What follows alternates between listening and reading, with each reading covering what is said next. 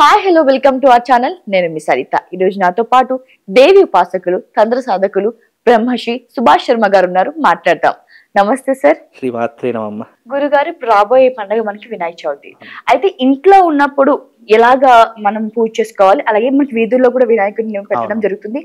అక్కడ ఆ ప్లేసెస్ లో ఎలా చేసుకోవాలి, అలాగే ఎలాంటి నిష్ఠత మనం పాటించాలి తప్పకుండా తెలియజేస్తానమ్మా. ముందుగా ప్రేక్షకులందరికీ శ్రీమాత్రే నమః, శ్రీ గురుభ్యో నమః. ఓం గజాననం భూతగణాదిసేవితం కపిత్రజం జంబూ ఫలసారభక్షణం ఉమాసుతం శోక వినాశకారకం నమామి విఘ్నేశ్వర పాద పంకజం. విఘ్నేశ్వరుడి యొక్క నవరాత్రులు అనేటటువంటివి మనిషి యొక్క ఆటంకాలను దూరం చేసేటటువంటివి విఘ్నేశ్వరుడి యొక్క ఆరాధన. మనం ఒక్కొక్క దేవుణ్ణి ఎందుకు ఆరాధన చేస్తామంటే ఒక్కొక్క కోరిక నెరవేర్చుకోవడానికి. మనకు ఆ కోరిక అనేటటువంటిది ఎప్పుడు భగవంతుని దగ్గరికి వెళ్ళి కోరుకుంటామంటే అది మానవ శక్తికి అధిగమించినటువంటిది అయి ఉన్నప్పుడు, మనకు ఆ కోరిక నెరవేరినప్పుడు, ఎన్ని ప్రయత్నాలు చేసినా మనం ఆ గోల్ వరకు రీచ్ కాలేనప్పుడు మనం ఏం చేస్తామంటే భగవంతుని శరణు వేడుకుంటాము. ఆ భగవంతుడు అనేటటువంటి వాడి దగ్గర శరణు వేడుకుంటే యూనివర్స్కి అది కనెక్ట్ అయిపోతుంది. అది కాలక్రమేణా నేచర్ ఏం చేస్తుంది, ఆ కోరిక నెరవేర్చేలా మనకు ఒక రూట్ మ్యాప్ అనేటటువంటిది ఆ నేచర్ అనేది మనం క్రియేట్ చేస్తుంది. క్రియేట్ చేసినప్పుడు మనం ఏమనుకుంటాము, అబ్బా భగవంతుని యొక్క కోరిక దగ్గరికి వెళ్ళి కోరిక కోరుకున్నాం కాబట్టి అది నాకు నిజమైపోయింది కాబట్టి భగవంతుని నేను విశ్వసించాలి, నమ్మాలి అనేటటువంటి ఒక నమ్మకము మనిషిలో ఏర్పడుతుంది.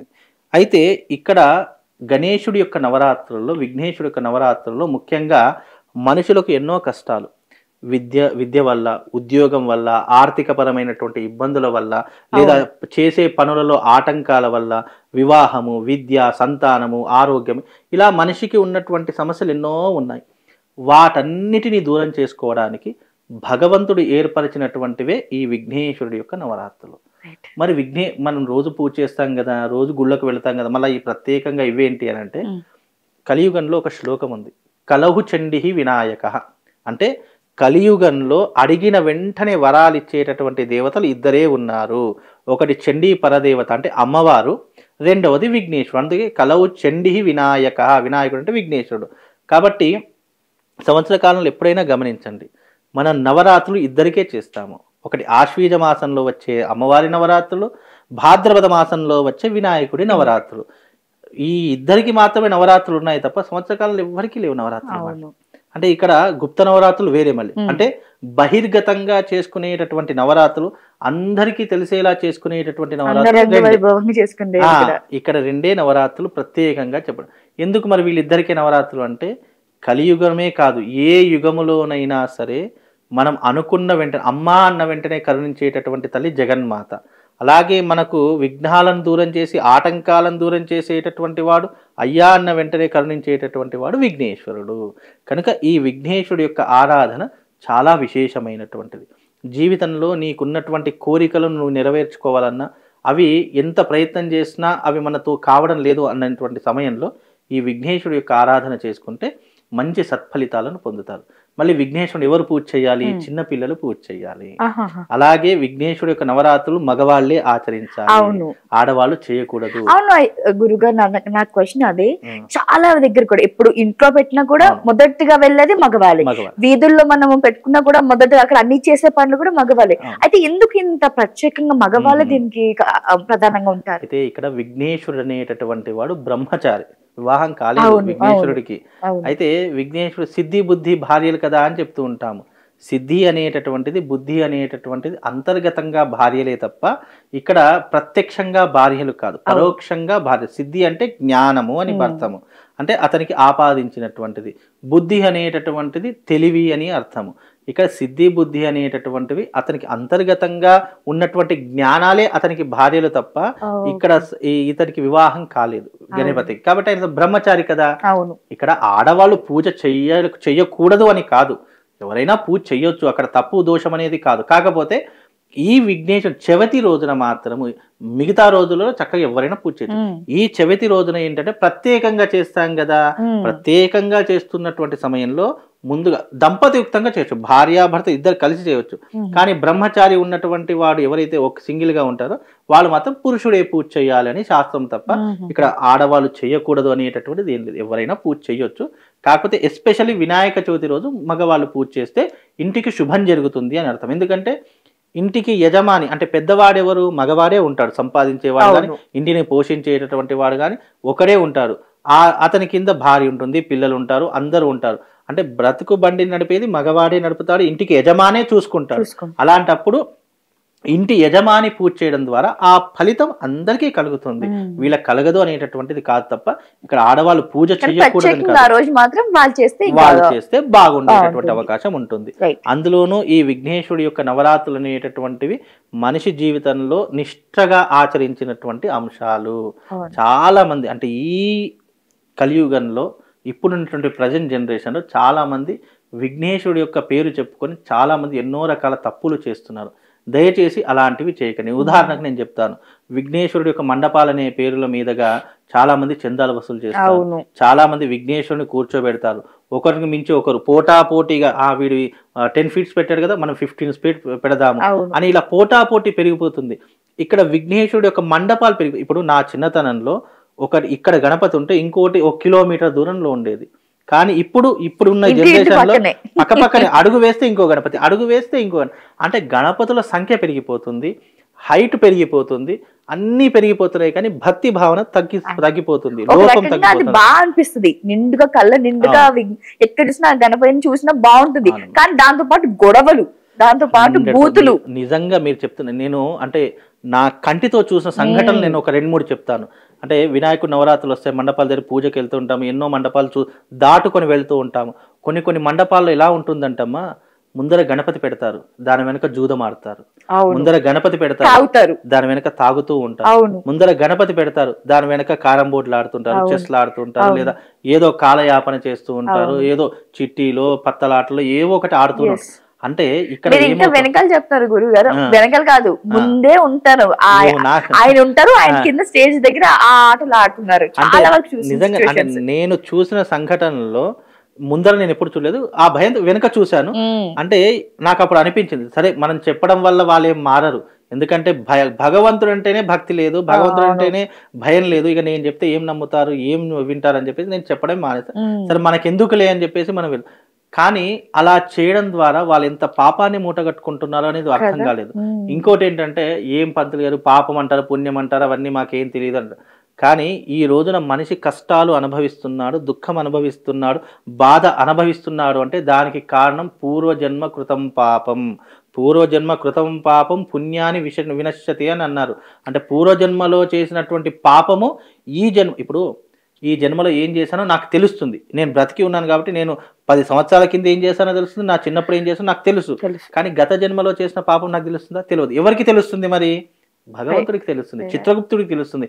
నువ్వు చేసిన పాపానికి పరిహారం అనుభవించాలి కదా, మరి ఈ జన్మలో అనుభవించాలి. ఇప్పుడు చేసిన పుణ్యం నీకు వచ్చే జన్మలో ఉపయోగపడుతుంది. మనిషి జన్మ అంటేనే సైక్లింగ్, ఒక రీసైకిల్. ఒక మనిషి జన్మ అంటేనే కాలచక్రంలో తిరిగేటటువంటి ప్రయాణం. అలాంటప్పుడు ఈ యొక్క భగవంతుడి పేరిట మనం ఇన్ని పాపాలు చేస్తున్నాం కదా, మరి పాపాలకు నిష్కృతి లేదా అంటే ఇప్పుడు ఏమీ ఉండదు. నువ్వు ఇప్పుడు ఏం చక్క పిల్లి కళ్ళు మూసుకొని పాలు తాగుతుంది, ఎవరు చూడట్లేదు కదా అని చెప్పేసి నువ్వు ఎలాగైతే ఒక భ్రమలో బ్రతుకుతున్నావో, నేను తప్పులు చేస్తున్నాను, నన్ను ఎదిరించే వాళ్ళు ఎవరు లేరని చెప్పి నువ్వు ఎప్పుడైతే విర్రవీగుతున్నావో ఎప్పటికీ ఒకప్పుడు ఈ తప్పులకు నువ్వు ఏదో రకంగా శిక్షను అనుభవిస్తావు. ఎగ్జాంపుల్గా చెప్తాను, ఈరోజు నేను ఒక తప్పు చేశాను, ఆ తప్పుని కవర్ చేసుకోవడానికి ఒక అబద్ధం ఆడాను. ఇక ఆ ఒక్క అబద్ధంతో స్టార్ట్ అయినటువంటి నా జీవితము ఆ తప్పులతో కప్పిపుచ్చుకోవడానికి ఇంకా దానికోసం 100 అబద్ధాలు ఆడాలి నా జీవితంలో.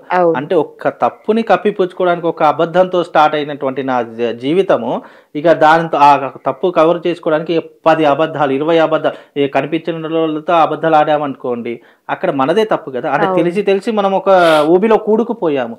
అలాగే భగవంతుడి దగ్గర చేసేటటువంటి తప్పు ఏదైతే ఉంటుందో అది చూడడం లేదు అనుకోవడం నీ అజ్ఞానము, నీ అవివేకము. భగవంతుడు చూస్తాడు కానీ శిక్ష వెంటనే వేయడు. ఎప్పటికైనా శిశుపాలుడి యొక్క తప్పులు 100 తప్పుల దాకా శ్రీకృష్ణుడు ఎలాగైతే సహించాడో అలాగే మనిషి యొక్క పాపం పండినప్పుడు నీ జీవితంలో ఒక టర్నింగ్ పాయింట్ వస్తుంది చూసావా, ఆ పాయింట్ వచ్చినప్పుడు నువ్వు అతపాతాళానికి పోతావు, సహాయం చేసేవారు ఉండరు. నీకు ఆదుకునేవారు ఉండరు. కానీ నీ జీవితం ఎట్లా అంటే నువ్వు చేసిన తప్పుని ఇట్లా వేలెత్తి చూయిస్తారు. అప్పుడు నీకు జీవితం అనేది అర్థమవుతుంది. అందుకే తెలిసి తప్పులు చేశామనుకో పాపానికి నిష్కృతి ఉంది, తెలియకుండా చేసిన తప్పులకు నిష్కృతి ఉంది. కానీ నువ్వు తెలిసి భగవంతుని పేరు వాడుకొని తప్పులు చేస్తున్నాను చూసావా, అది ఎప్పటికైనా మనిషిని తిప్పి కొడుతుంది.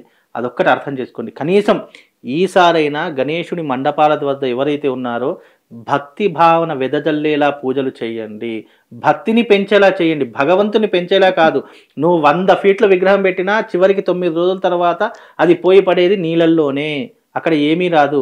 ఆ 9 రోజులు భక్తి భావన పెంచేలా పూజ చేసుకోండి, అయితే మంచి జరుగుతుంది. కానీ మీరు విగ్రహాల సైజు పెంచో లేదా నువ్వు అక్కడ డీజే పాటలు పెట్టో 10 మందిని ఎంటర్టైన్మెంట్ చేసో నువ్వు భక్తి భావన పెంచలేవు. ఇప్పుడు నేను అంత ఎందుకండి, నేను ఎగ్జాంపుల్ ఒక క్వశ్చన్ అడుగుతాను. నువ్వు విఘ్నేశుడి యొక్క నవరాత్రులు చేస్తున్నావు, ఎందుకు చేస్తున్నావు? విఘ్నేశుడి యొక్క ఆంతర్యం ఏంటి? విఘ్నేశు యొక్క వృత్తాంతం ఏంటి? ఒక గణపతి గురించి ఒక 10 శ్లోకాలు చెప్పండి, గణపతి గురించి ఒక 10 పురాణాలు చెప్పండి, గణపతి గురించి మీకు తెలిసినటువంటి ఒక చిన్న హిస్టారికల్ స్టోరీ చెప్పండి. అవన్నీ ఏం తెలియవు. నవరాత్రులు వచ్చాయి, గణపతిని పెట్టాము, లడ్డూలు తిన్నాము, పులిహోరాలు తిన్నాము, నైవేద్యాలు తిన్నాము, ఎక్కడిదక్కడ వెళ్ళిపోయాం, అయిపోయి. ఇంకేముంది? ఎందుకు పెడతాం? సనాతన ధర్మం ఎలా తెలుస్తుంది? పండుగలు ఎందుకు వచ్చాయి? మనం ఎందుకు ఇంత ఖర్చు పెట్టి పండుగలు చేస్తున్నాము? చరిత్ర తెలుసుకోవడానికి, డాక్యుమెంటరీ ప్రూఫ్ తెలుసుకోవడం. ఇప్పుడు ఈ మధ్యకాలంలో చాలా మంది ఏం చెప్తున్నారో తెలుసా? ఏం తెలుసు మీకు? భగవంతుడు అనేవాడు ఉండాలి లేదా? కంటికి కనిపించడు, ఉన్నాడని ఎందుకు నమ్ముతాం? కంటికి కనిపించినటువంటిదే మన చుట్టూ తిరిగేటటువంటి పాజిటివ్ ఎనర్జీ. దాన్ని చూడడానికి మన శక్తి సరిపోదు. ఒక సూర్యుడిని చూడడానికే మన కంటి వెలుగే సరిపోదే, అలాంటిది 1000 సూర్యులతో సమానమైనటువంటి భగవంతుని చూడడానికి ఈ దేహం కాదు, ఈ శరీరం మనం ఎప్పటికీ కూడా పనిచేయం. కాకపోతే ఉన్నాడు అని నమ్ముతాం అంతే. అది డాక్యుమెంటరీ ప్రూఫ్లో మనకు పురాణాలు ఉన్నాయి, మనకి ఎన్నో రకాలైన ఇతివృత్తాంత కథలు ఉన్నాయి, ఎన్నో రకాలైనటువంటి విధానాలు అంటే ఆచారాలు, వ్యవహారాలు. ఎప్పుడైనా సనాతన ధర్మం పుట్టింది వేదము ద్వారా పుట్టింది. వేదము ద్వారా ఆచారాలు పుట్టాయి, ఆచారాల ద్వారా సాంప్రదాయాలు పుట్టాయి, సాంప్రదాయాల ద్వారా పద్ధతులు పుట్టాయి, పద్ధతుల ద్వారా మనము ఆచారం ఆచరిస్తున్నాం, ఆచారం ద్వారా ఈ యొక్క గణపతి యొక్క నవరాత్రులు చేస్తున్నాం. ఇలా ఒకదానితో ఒకటి సైక్లింగ్గా ముడిపడి ఉన్నటువంటిది సనాతన ధర్మం. అందులోనూ ఈ వినాయకుడి యొక్క నవరాత్రుల గురించి చెప్పుకుంటే గనక నియమంగా నిష్ఠతో చేసినటువంటి వాడికే భగవంతుడు అనేటటువంటి వాడు కరుణిస్తాడు. నువ్వు 1,00,000 రూపాయలు తెచ్చినటువంటి గణపతికి బదులుగా ఒక 10 రూపాయలు తెచ్చి మట్టి గణపతి, చిన్న మట్టి గణపతి ఉంటుందా, దానికి భక్తితో పూచి భగవంతుడు ఇక్కడ ఉంటాడు, అక్కడెక్కడో ఉండడు. చాలా మందికి తెలియదు. అంటే డబ్బు ఉంది, అహంకారం ఉంది, పలుకుబడి ఉంది, హోదా ఉంది అని ఎప్పుడైతే నువ్వు గర్వంతో తలకెక్కుతావో, బలి చక్రవర్తి అంటే వాడే అతపాతాళానికి పోయాడు, నా దగ్గర అన్నీ ఉన్నాయనే గర్వంతో. ఆఫ్టర్ ఆల్ మనం మానవ మాత్రం, మనం ఎంత ఆయన తలుచుకుంటే గోరంత కాదు, ఇసుక రేణువంత కూడా కాము. కాబట్టి భగవంతుడి ముందర మనం ఎప్పుడైనా సరే మనం చిన్నవాళ్ళమే, అది ఆలోచన చేసుకొని నడవండి. కాబట్టి ఈసారైనా నవరాత్రులు చాలా నిష్టగా చేసుకోండి, పద్ధతులు చెప్పండి, ఆచారాలు చెప్పండి, వ్యవహారాదులు చెప్పండి, గణపతి యొక్క కథలు పురాణాలు చెప్పండి. అలా చెప్తే ఈ తరం వాళ్ళు నేర్చుకుంటే నెక్స్ట్ జనరేషన్కి అలవాటు అయిపోయి, ఇప్పుడు ఏదైనా మనం అలవాటు చేస్తేనే అలవాటు అవుతుంది. అలా జనరేషన్ టు జనరేషన్ చెప్పుకునే ప్రయత్నం చేయండి తప్ప ఈగోలోకి వెళ్ళిపోయో తాగడానికో తందనాలు ఆడడానికో నవరాత్రులు రాలేదు. ఇక ఇంట్లో పూజ చేసుకునే వారికి ప్రత్యేకంగా మనం చెప్పాల్సిన, ఎందుకంటే ఇంట్లో కుటుంబ సభ్యులు ఉంటారు కాబట్టి నిష్టగా చేసుకుంటారు. కానీ మండపాల వద్దకు వచ్చేసరికి ఇలాంటివి చెప్పాల్సిన పరిస్థితి ఏర్పడుతుంది. సనాతన ధర్మం మీద ఇంత వ్యతిరేకత వస్తుంది అని అంటే అవి మనం చేసుకున్న తప్పులే కదా, స్వయంకృత అపరాధము. ఒక సనాతన ధర్మం పైన ఇంతమంది నీలాపనిందలు వేస్తున్నారు అని అంటే నువ్వు సరిగ్గా ఉంటే, నువ్వు విలువలు పాటిస్తే, నువ్వు ఆచారాన్ని పాటిస్తే, ధర్మాన్ని పాటిస్తే ఎవరు వేలెత్తినా అతనికి సమాధానం చెప్పే సత్తా మన దగ్గర ఉన్నప్పుడు మనం ఎవ్వరికీ భయపడాల్సిన అవసరం లేదు. నేను అదే చెప్తా, మనం ఏదో గొప్ప వాళ్ళము అని పరిష్కరించుకోవడానికో నిరూపించుకోవడానికో అవసరం లేదు. నా ధర్మం జోలికి వచ్చినప్పుడు, నా దేవుడి జోలికి వచ్చినప్పుడు నేను నీకు సమాధానం చెప్పే ఒక సత్తా నా దగ్గర ఉన్నప్పుడు నేను ఎవ్వరికీ భయపడాల్సిన అవసరం లేదు. అలాగే నువ్వు అప్పుడు భయపడాల్సిన అవసరం లేదన్నప్పుడు నువ్వు ఎలా ఉండాలి? గణపతి దగ్గర నువ్వు ఒక మండపం ఏర్పాటు చేశావు, అది శాస్త్రయుక్తంగా మంచిగా మండపం నిర్వహణ చేసుకొని నువ్వు 100 ఫీట్ల గణపతి అవసరం లేదు, నువ్వు మనిషి ఎంతవరకు పూజించగలుగుతారో అంత గణపతి పెట్టుకో. ఇప్పుడు చాలామంది మీరు ఎప్పుడైనా గమనించండి, నువ్వు ఎంత పెద్ద గణపతి పెట్టినా కాళ్ళ దగ్గర చిన్న గణపతి పెడతాం పూజ చేసుకోవడానికి. అది ఏదో చూడ్డానికి గణపతి ముద్దుగా ఉన్నాడు, పెద్దగా ఉన్నాడు అని చూడ్డానికి అలంకరణ కోసం పెడతారు తప్ప నేను పెట్టడం తప్పు అనను. కాకపోతే ఇక్కడ అలంకరణ కోసం పెట్టిన గణపతిని నువ్వు ఎంత పెద్దగా పెట్టినా మళ్ళీ చిట్ట చివరకు నువ్వు పాదాల దగ్గర ఉన్న గణపతిని మాత్రమే పూజిస్తావు తప్ప కొండంత దేవుడికి కొండంత పత్రి పెట్టలేవు కదా. అది ఆలోచన చేసుకొని భక్తి భావన విరాజిల్లేలా నువ్వు ఇక్కడ నవరాత్రులు ఆచరించు. నేను ఒక్క మండపం కోసమే కాదు, ఈ భారతదేశంలో అదే జరుగుతున్నాయి. కాబట్టి అలా జరగకుండా దయచేసి జాగ్రత్త వహించండి. వీలైనంత వరకు భక్తి భావన విరాజిల్లేలా గణపతి నవరాత్రి ఉత్సవాలు చేయండి. గణపతి పురాణం చెప్పుకోండి, గణపతి యొక్క శ్లోకాలు చెప్పుకోండి, గణపతికి సంబంధించినటువంటి ఇతివృత్తాంత పదాలు చెప్పుకోండి. అలాగే గణపతి నవరాత్రులు ఎందుకు చేస్తున్నాము, మన కాలనీలో పెట్టడం వల్ల మనకు ఎలాంటి ఆధ్యాత్మికత వస్తుంది అనే అంశాలు చెప్పు. ఇప్పుడు అమ్మవారి నవరాత్రులు నిష్టగా చేస్తాం, 9 రోజులు 9 రకాల రూపాలు చేస్తాము. గణపతికి కూడా అదే రకంగా ఉంటాయి. 9 రోజులు 9 రూపాలు ఉంటాయి. చక్కగా 9 రోజులు 9 రకాల నైవేద్యాలు పెట్టొచ్చు. 9 రోజులు చక్కగా గణపతి యొక్క ఒక్కొక్క వృత్తాంతం చెప్పుకోవచ్చు. ఇప్పుడు చవితి రోజున చంద్రుని చూస్తే నీలాపనిందలు ఎందుకు వస్తాయి, ఒకరోజు ఆ కథ అంతా చెప్పు. గణపతి ఎలా ఉద్భవించాడు, ఒక రోజంతా ఆ కథ చెప్పు. అలాగే గణపతికి మూషికాసుడికి ఎందుకు యుద్ధం జరిగింది, ఆ కథ చెప్పు. చాలా మందికి అసలు ఎందుకు నిమజ్జనం చేస్తారో కూడా తెలియదు. అది పెద్ద స్టోరీ యాక్చువల్ గా. నిజంగా ఒక స్టోరీ కాదమ్మా, గణపతికి సంబంధించినటువంటి స్టోరీస్ ఒక 1000 వరకు ఉన్నాయి. అవన్నీ చెప్పామనుకోండి, చాలా మందికి ఇట్లా ఆవలింతలు వచ్చేసి నిద్రపోతూ చాలా మట్టు గమనించాలి. చాలా మంచి కథ అయినది కూడా. అంటే బ్రాహ్మడు చెప్పడానికి ఒక బ్రాహ్మడు వచ్చాడు అని అంటే వింటే ఏం కాదమ్మా, ఒక ప్రవచనం గాని ఒక వృత్తాంతం గాని ఏదైనా చెప్పామనుకోండి, ఇంట్రెస్టింగ్ గా విన్నారనుకోండి, ఇంకా మనకు 10 చెప్పాలి అని అనిపిస్తుంది. కానీ మనం చెప్తున్నంతసేపు ఒకడు ఆవలింతలు తీస్తాడు, ఒకడు లేచి వెళ్ళిపోతుంటాడు, ఇంకొకటి ఫోన్ మాట్లాడుతూ ఉంటాడు. ఇంకా ఇట్లా చేసినప్పుడు చెప్పేవాడికి కూడా అరే ఇక చాలా నాయన అందరు ఆష్టపడుతున్నారు, అందరికి ఆవలింతలు వస్తున్నాయి, చెప్పేవాడు కూడా మానేస్తాడు. అందుకే ఈ మధ్య కాలంలో ప్రవచనాలు ఎందుకు తగ్గిపోయాయి, ఎందుకు మనము ప్రవచనాలు అంటే ఇప్పుడు అదే ఒక సినిమా రిలీజ్ అయింది అనుకోండి, వద్దన్న నిద్ర మబ్బు ఉన్నా సరే సినిమాకి ఎర్లీ మార్నింగ్ 3 గంటలకు షో పెట్టినా వెళ్ళిపోతారు. అదే ఒక ప్రవచనము, ఒక భాగవంతుడు, ఒక ఆధ్యాత్మికము, ఒక మంచి మాట చెప్తామంటే ఎవరు రాదు.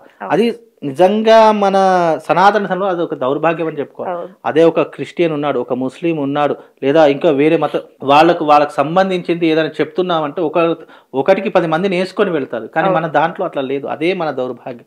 ఏదైనా చెప్దాము అన్నా ఏదైనా, ఇప్పుడు ఉదాహరణకు ఒక ఛానల్ దొరికింది, ఒక ప్లాట్ఫామ్ దొరికింది కాబట్టి ఇదన్నీ చెప్పడానికన్నా మాకు అవకాశం దొరుకుతుంది. అదే ఏదైనా మండపానికి వెళ్ళి చెప్పామనుకోండి, గురుగారు తొందరగా కానివ్వండి నాకు టైం అవుతుంది నేను బయటకు వెళ్ళాలి అని చెప్పేసి ఇంకా ఆ గంటలో కావాల్సినటువంటి పూజ అరగంటలో ముగించుకొని వెళ్ళిపోతున్నాం. అది మన దౌర్భాగ్యం.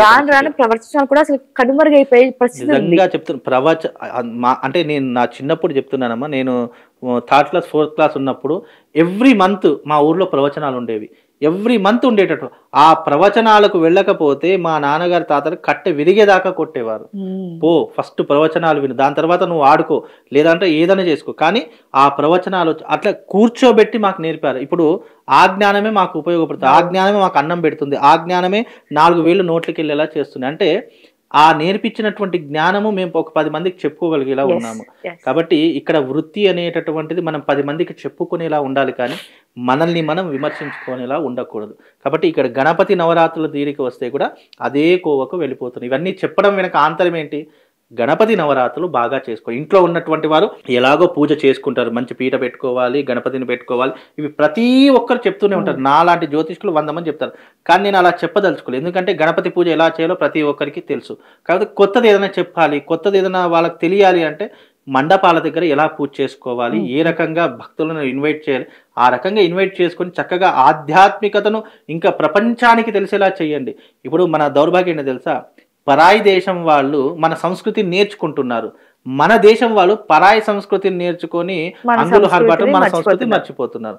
అంటే మన సంస్కృతి యొక్క ఔన్నత్యం వాళ్ళు తెలుసుకున్నారు కాబట్టి వాళ్ళకు చాలా ఇంట్రెస్టింగ్ గా ఉంది, కానీ మన సంస్కృతి మనమే హీనం చేసుకొని మనం దూరం చేసుకుంటాం. ఇప్పుడు అంతెందుకండి, ఒక చిన్న పిల్లవాడికి కానీ ఇంట్లో ఉన్న కుటుంబ సభ్యులకు కానీ ఏదైనా అంటే భగవంతుడికి సంబంధించిన ఆధ్యాత్మికని చెప్పమంటే నాలుక తడబడిపోతుంది. ఏదైనా చెప్దాము అన్నా, వాళ్ళకి ఏదైనా చెప్పిద్దామనుకున్నా తల్లిదండ్రులే సరిగ్గా లేనప్పుడు మనం ఎంత చెప్పినా వేస్టే. ఎందుకంటే వాళ్ళకి ఎంతసేపు చదువుకోండి, లేదు అంటే డాక్టర్ కండి, కలెక్టర్ కండి, సరే అవి అవ్వడంలో తప్పు లేదు, కాకపోతే మన విలువలు కూడా చెప్పాలి కదా. అయ్యో మా అమ్మమ్మ గారు ఇలా చేశారు, మా నాన్నగారు ఇలా చేశారు, అప్పట్లో మా చిన్నప్పుడు మా నానమ్మ చక్కగా కూర్చోబెట్టి చక్కగా ఈ వినాయక చవితి ఎందుకు వచ్చిందో చెప్పి, ఇలా ఎన్నో సందర్భాలు ఉన్నాయి. అంతెందుకండి, ఇప్పుడు అవి గుర్తు చేసుకుంటే ప్రతి ఒక్కరికి అవే గుర్తొస్తాయి. పల్లెటూర్లలో కానీ సిటీలలో కానీ అంటే గత ఒక 50 సంవత్సరాలు వెనకకు వెళితే ఎంత చక్కగా చేసేవారు. 50 సంవత్సరాలు వెనకకు వెళితే ఇక్కడ ఒక గణపతి ఉంటే కిలోమీటర్లో ఒక గణపతి ఉండేది. ఇప్పుడు గడప గడపకు గణపతి. ఏం ఫాయిదా అంటే దానివల్ల ఏమైనా ఉపయోగం ఉందా? ఏమి లేదు. మండపాలు అన్నీ పెరిగిపోతున్నాయి, గణపతులు అన్నీ పెరిగిపోతున్నాయి. అవి ఎంతెంత పెరుగుతుంటే భక్తి భావన అంతంత తగ్గిపోతుంది. కనుక ఇక్కడ నేను ఒకటే రిక్వెస్ట్ ఏంటంటే, ఒక మండపం అంటే ఏంటి? భగవంతుడి యొక్క గర్భాలయం. నువ్వు ఒక గర్భాలయాన్ని గర్భాలయంగా ఉంచితే అక్కడ ధార్మిక శక్తి పెరిగిపోతుంది. నువ్వు గర్భాలయాన్ని కాస్త క్లబ్లా మార్చావనుకో ధార్మిక శక్తి తగ్గిపోయి వచ్చే ప్రజలు కూడా ఏదో వస్తున్నారు వెళ్ళిపోతున్నారు అనే రకంగానే ఉంటుంది. కనుక ఆధ్యాత్మికాన్ని పెంచే పని చేయండి తప్ప తగ్గించే పని మాత్రం చేయకండి. అలా చేస్తే భగవంతుడు అనేటటువంటి వాడు ఎప్పుడో ఒకప్పుడు చూస్తాడు, ఇబ్బంది కలిగిస్తాడు మీకు. థ్యాంక్ యూ గురుగారు, థ్యాంక్ యూ సో మచ్. ఇప్పుడు ఆపరేషన్ లేకుండానే మోకాళ్లకు ప్లాస్మా ట్రీట్మెంట్. మీ ఆర్థోపెడిక్ సమస్యలన్నిటికీ రోబోటిక్ టెక్నాలజీ ద్వారా తక్కువ ఖర్చుతో శాశ్వత పరిష్కారం. Free consultation. ప్రతి ట్రీట్మెంట్ పై 20% డిస్కౌంట్. ఈ ఆఫర్ కొద్ది రోజులు మాత్రమే. త్వరపడండి. V9 hospitals 9281465842.